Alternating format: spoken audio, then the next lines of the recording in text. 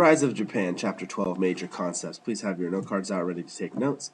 This will be for the test. The first kind of, the major concept for this chapter is how did Japan's location affect its development? So the question is, first, proximity. Japan was close to China and Korea, and so there was distinct influence.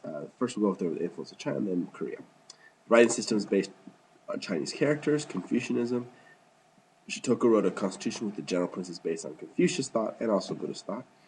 And the imperial capital is based on the design of Chenyang, China's capital. Their culture, we had the architecture and tea ceremony. Tea ceremony was from China. Their architecture is very similar to Chinese architecture. The influence of Korean.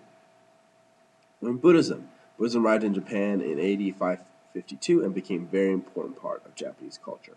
There's multiple different sects that we're going to study next in the next chapter that came out of Buddhism.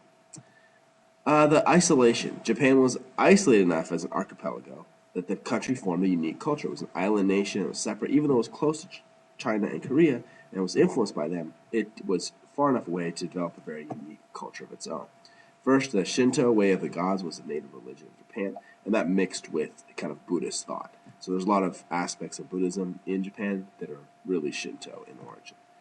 Second is government. Power and privilege in Japan was based on rank, not on the civil service. You had to be connected in some way.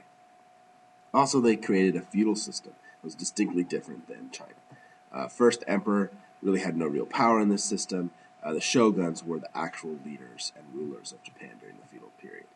Daimyo were large landowners that were given land by the shogun for troops and loyalty.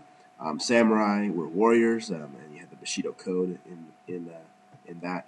And then most of the population were peasants, and that was the lowest, and they worked the land for protection.